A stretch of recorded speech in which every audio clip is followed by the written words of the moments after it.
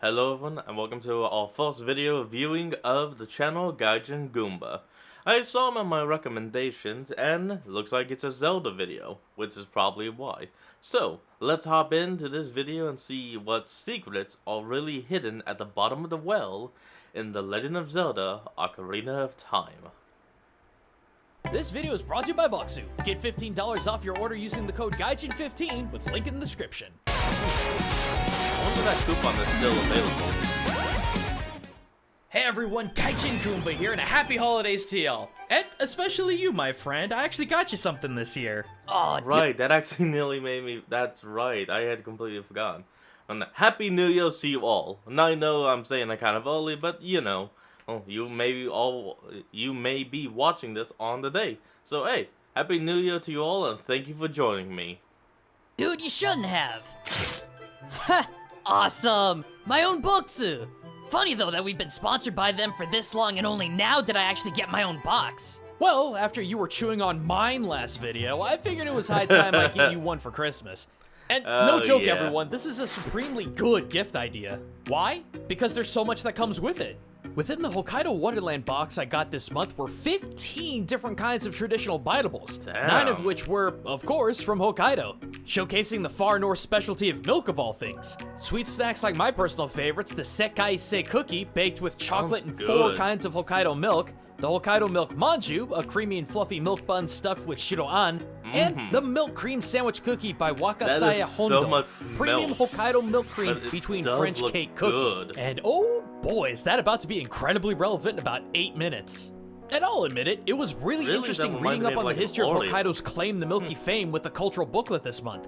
I guess it makes all the sense in the world that Japan's wide-range winter wonderland would provide the country's best ice cream. Damn. So if you want to bite into Japan's seasonal celebrations, sharing their most traditional food of the holidays, hit up my link in the description and use the code GAIJIN15 to get $15 off your purchase. Shipping's free and you can cancel at any time. So come take a literal bite out of Japan's culture with Boxu, and thank you buddy for getting me my own for Christmas. Alright. Enough holiday Enjoy. cheer. It's time for depressing horror now.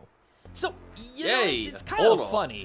Most of the time when I'm putting culture and gaming videos like this together, I usually find that the research and connections are really esoteric. Like a character, Esoteric? game, or level designer got their idea for X from something really obscure in world culture. And the Zelda franchise has been absolutely Yeah, that no would make exception. sense. Yeah, Nintendo's been really sneaky over the last 3 decades using countless minute references of culture in the Zelda franchise. And in 9 of Oh. those years, we've been trying to dig them all out.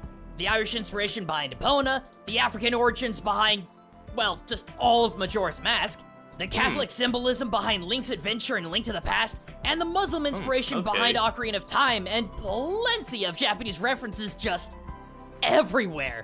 From one-time side characters to the very symbol of the franchise. But despite Okay. how numerous the examples I makes found sense. were, they were all really well hidden. Sometimes, though, we'll literally trip on something. A connection that, for the life of me, I can't figure out hey, why the you. Zelda community hasn't talked about it before. I mean, it Totally might be in have. some Reddit post deep down, but I looked and I didn't find it. And trust me, I'm far from the only YouTuber who hunts down cultural influences in Zelda. Heck, look over at someone like Zeltic, and it makes my research look utterly surface Zeltic, level. that's the But guy. today I want to go over a cultural inspiration in Ocarina He of was the Time first I that so watched far the I've not Hyrulean really seen Legends. anyone talk about.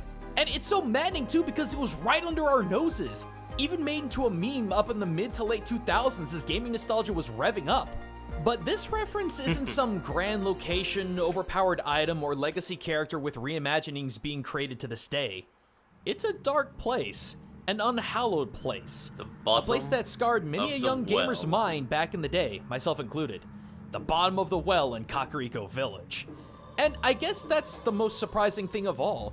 One of the most home memorably of unnerving areas two in the whole of terrifying Ocarina of Time holds bosses. an extensively esoteric secret that we've never really talked about in the community. Dead Whoa, Hands, hold on a sec now. And of course, How the heck is the bottom of the well esoteric? Bongo Bongo. All things considered, it's one of the more blatant cultural inspirations in the game.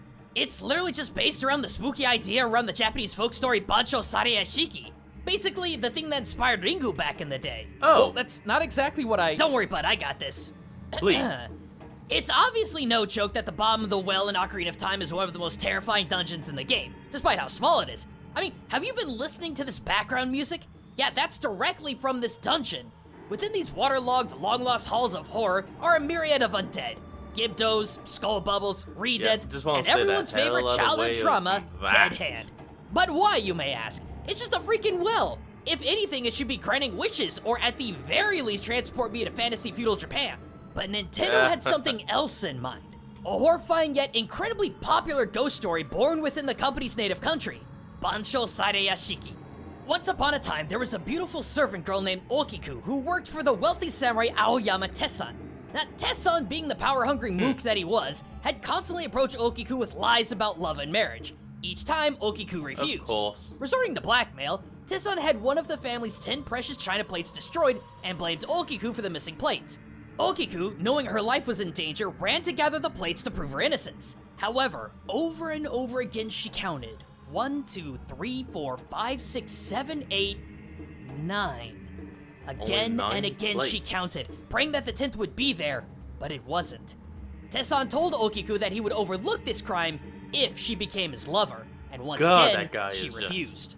Absolutely enraged, Tessan had Okiku strung up above the house's well and tortured her with cuts and beatings, demanding she become his lover. But again and again, she refused. Finally, Tessan's anger turned into murderous hate, and he slew Okiku, flinging her body down the well. But not a moment after her death, her spirit rose as an enraged Onryo ghost out of the well and haunted Tessan for the rest of his life. See, this is what I mean when I say I don't think the bottom of the well is really all that subtle about its cultural inspiration. Bansho Sareyashiki, and particularly Okiku, have been referenced in games and movies dating all the way back from the early 90s to today. From Goemon to Rinku, the concept of a ghost or other supernatural horrors living within a well has actually been a long-running, obvious trope for quite some time, so what on earth are you going on about? I never said Kakariko's well was a Japanese reference. In all honesty, I really don't think it is. Or at least I don't think it's the only reference here. Sure, maybe Eiji Aonuma, Toru Osawa, and Kensuke Tanabe went for the low-hanging fruit of Bansho Sareyashiki here, but knowing how worldly influenced the Zelda franchise is, I don't think this is a Japanese reference. I think it's a French one. French? Wait, how do you get French vibes from a haunted well? Do explain. Do explain while I get a baguette. I'm joking. The lens of truth? So hey, late 20s to mid 30-year-olds in the audience, do you remember what memes were circling around back in 2005? Yeah, I know it was the dark age of the net, but seriously, do you remember seeing stuff like this? Or this? Yeah, it was kind of a thing for a while. Not exactly the biggest meme on the internet, but it made its rounds for a while. This was based off of the work of French painter Jean-Léon Gérôme back in the mid-1890s. While the meme came from the specific painting from Gérôme titled Truth Coming Out of Her Well to Shame Mankind, this was one of 5 different paintings Gérôme did within the same story motif, with the other 4 being the nurturer Truth lies in a well having been killed by liars and actors, nor is she submerged, Truth at the bottom of a well, and Truth is at the bottom of the well. Now, I know for most of you this kind of spells out the theoretical connection here, but hold on your horses, because we ain't done yet. Okay. Let me clear this up right now that the reason why all 5 of these images involve unclad ladies and subsequently have to be censored for YouTube is because the gals represent the naked truth. Truth that cannot hide. Okay. No, sadly, no connection to Ocarina of Time. I just want to get the moral panics to calm the H down before things get out of hand. And I really want to point out the emphasis in pure naked truth here, because more importantly, what other consistency do you see in these paintings? Truth isn't holding her shaming whip like all the other memes in the original painting. Rather, in 4 of these, she's holding a mirror.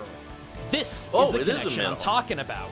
Wait, the lens of truth in Ocarina is just that. A lens, like a magnifying glass that sees through illusions. Whereas a mirror kinda does the opposite, showing a reflection. So, how do you figure? It's all in the culture, my dude. Mirrors are a lot of things to a lot of different cultures. For some, it's just a way to check your hair, and for others, it's an item that steals your soul. But for many other cultures, Japan included, a mirror is a symbol of brutal and blunt honesty.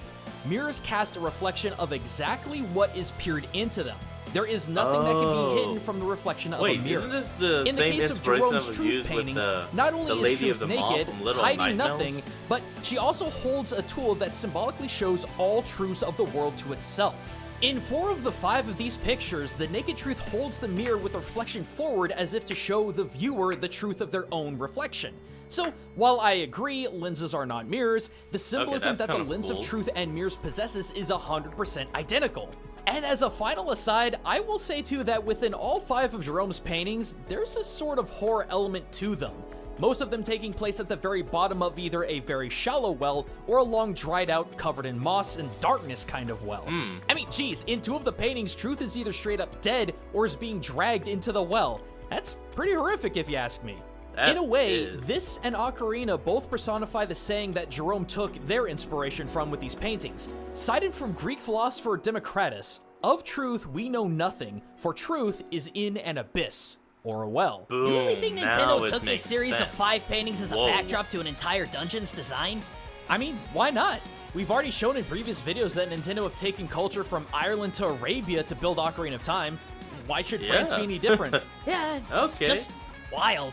It is, and I know for a fact there's Not still bad. a lot more of us to tear into with not just Ocarina, but the rest of the Zelda franchise.